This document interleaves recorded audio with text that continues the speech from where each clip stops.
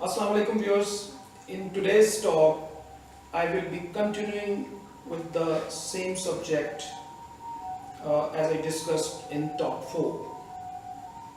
Talk 4 basically was meant at setting the scene for devising a method for the mega projects management in Pakistan with a view to addressing the problems on the political, economic, technological and aesthetic fronts, as was illustrated in talk 1, terming them as four sublimes, Flabergian four sublimes. Before suggesting such a method, it is crucial to really understand the philosophy behind these four sublimes and the counter viewpoints which negate such kind of philosophy and methods in mega projects management. Flabergian viewpoint is basically derived from a kind of, let me be very frank, a kind of pessimism. That means that when he suggests a front-end kind of solution, that means that one needs to build a project, one needs to rather plan a project right from the beginning in order to be successful in mega project management and its planning. However, looking into the other point of view, which I think the main proponent of that point of view is Albert O. Hirschman, whose work was instrumental in development economics, is a well-known economist, and his work on mega projects management was widely appreciated in the world. He was a great optimist. He would see the things with idealism. I mean, he was like a kind of believer that there is some kind of hiding hand behind every project, behind every ambition, where one can see success by initiating those kind of projects, and those projects are really motivated by the optimism and by the motivation and by the commitment of the entrepreneurs, and the same factors were responsible for their success in the days to come. So Hirschmanian point of view, he started basically in one of his early works. He quoted one of the examples from Pakistan. Pakistan in 1953, the Karnafuli paper mills that Pakistan Industrial Development Corporation established in East Pakistan. It is said that it was the largest paper mill in Asia at that time. At that time, the government of Pakistan spent more than 67 million rupees on the establishment of this mill. But soon after the mill was established, an unprecedented event took place. The flowering of the bamboo. Bamboo was the main raw material used in the Karnafuli paper mill. The phenomenon of the flowering of bamboo started in the Chittagong forests. This phenomena was highly unprecedented, as it would take place something like 70 to 80 years. After 70 to 80 years, that means that this phenomena was highly unprecedented. However, the planners of Karnafuli paper mill never predicted or could not predict or could not foresee this kind of black swan, and as a result, the raw material supply to Karnafuli paper mill stopped. Now, it is a phenomenon that once a bamboo is flowered, it takes many years for the bamboos to yield the desired product, to yield the desired raw material rather for manufacturing the paper. Now, this was a big negative black swan.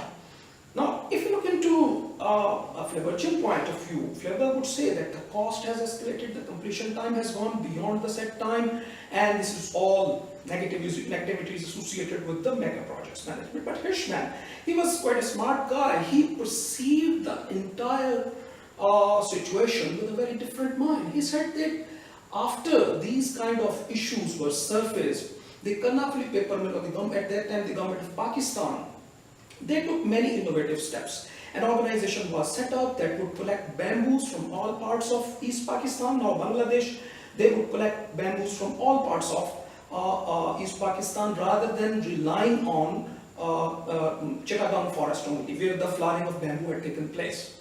Similarly, they established an organization that started research why such kind of flowering takes place and what kind of alternatives do they have in order to ensure uninterrupted bamboo supply to Kanafli paper mill.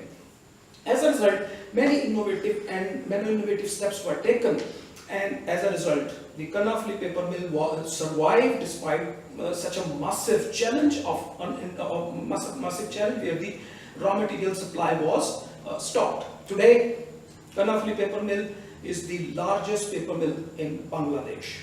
This is a success story. This is how Albert Hirschman looks at mega projects. Now, given that this is a different perspective as compared to Freibergian perspective, Freiberg looks into the front-end solutions, which, in my view, are quite suitable for developed countries. They are quite suitable for developed countries. Perhaps because Freibergian research he took place in developed countries. He's an Oxford professor.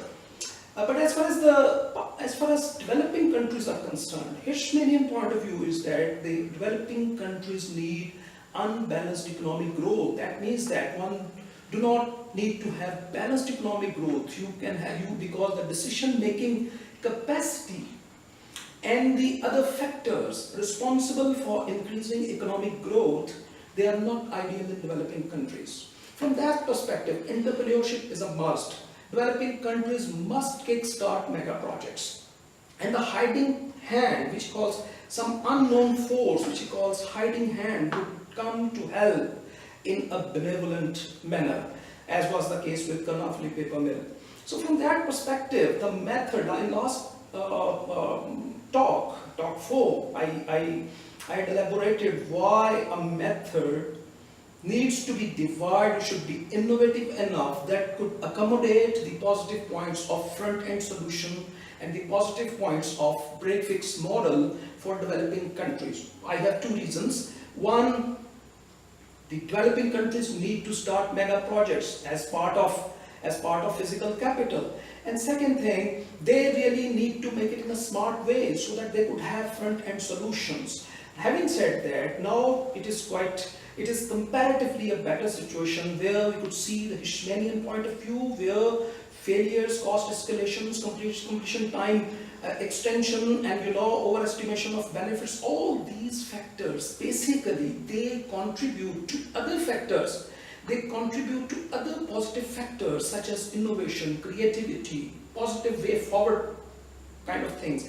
And these factors are basically not the negative factors. They in turn become positive factors. And humans basically, by nature, humans are overly optimistic. Life is all about optimism. Once you start a project, you obviously have a mindset that you have to complete it. And it is also said that had the people known that there are so many challenges involved in mega projects management, no mega project in the world would ever have been built. So this point is quite crucial. From that perspective, I would say that Hirschmanian point of view is poles apart at 180-degree angles from Freibergian point of view. In Pakistan's context, for example, as I gave the example of Kanafli paper mill, mega projects need to be started with positivity, optimism, with all kind of possible research and all kind of possible resources to make sure that those projects do not exceed their cost, they are completed within the given stipulated time period, and they do not create many problems that one could say that it's a failed project. But at the same time, solely rely on front-end solution may not be suitable for Pakistan. Because if developing countries like Pakistan start following such kind of methods, what will happen? No project will ever be built in Pakistan if we follow Freibergian model, in my understanding.